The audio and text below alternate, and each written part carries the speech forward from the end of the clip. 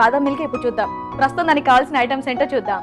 బాదం పేస్ట్ అరకప్పు, పాలు పావు లీటరు, పంచదార 2 టేబుల్ స్పూన్లు, తరిగిన బాదం కొద్దిగా. ముందుగా కాచి చల్లార్చిన పాలండి. కాచి చల్లార్చిన పాలు. ఓకే. కొంచెం మనకు మరగాల. పాలు కూడా మరుగుతున్నట్టున్నాయి. అవునండి. పంచదార. ఓకే. అలాగే బాదం పేస్ట్. ఓకే. సో ఇది బాగా మరగాలండి. ఇలా ఎంతసేపు మరగాలంటారండి? కొంచెం దగ్గరికి పడాలి. దగ్గర పడాలా? ఓకే.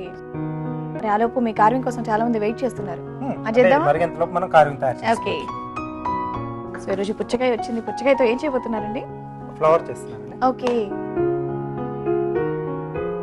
చిన్న round shape. Okay.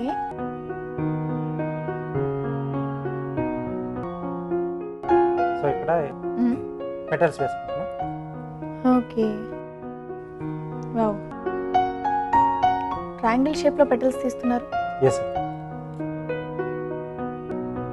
So edges కొంచెం మనకు డార్క్ కలర్ వస్తుంది. ఓకే. ఓకే. సో అలా అన్ని లేయర్స్ తీసుకుంటూ వెళ్ళాలి మొత్తం. ఎంత పెద్ద ఫ్లవర్ కావాలంటే అంత పెద్దగా చేసుకోవచ్చు. yes okay. ఇలా మధ్యలోంచి వచ్చేసి మళ్ళీ ఇంకో లేయర్ ఇక్కడ కొంచెం అలా స్కిన్ పై వరకు వస్తుంది. ఓకే. సో ఇప్పుడు నేను 3 రోస్ తీసుకుంటాను. మనకు కావాల్సిన మొత్తం ఫుల్ చేసుకోవచ్చు. ఓకే. సో ఫ్లవర్స్ లో ఇదో variety flower. yes water melon మీద. సో కొంచెం ఇలా ప్లేన్ గా వదిలేకుండా ఓకే. ఇలా స్కూపింగ్ లా చేస్తున్నాను.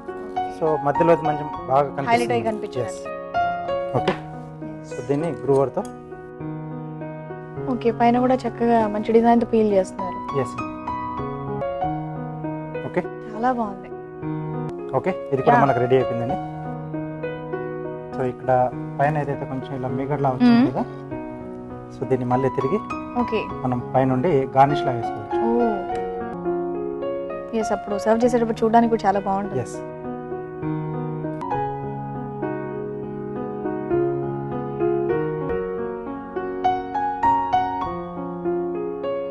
సో ఇందాక పైన వచ్చిన మేగడ ఇలా టాపింగ్ చేస్తున్నారు అన్నమాట. అలాగే తురిమిన బాదం. ఓకే. రెడీ అండి. సో చక్కటి ఫ్లవర్ కార్వింగ్ తో పాటు బాదం మిల్క్ రెడీ.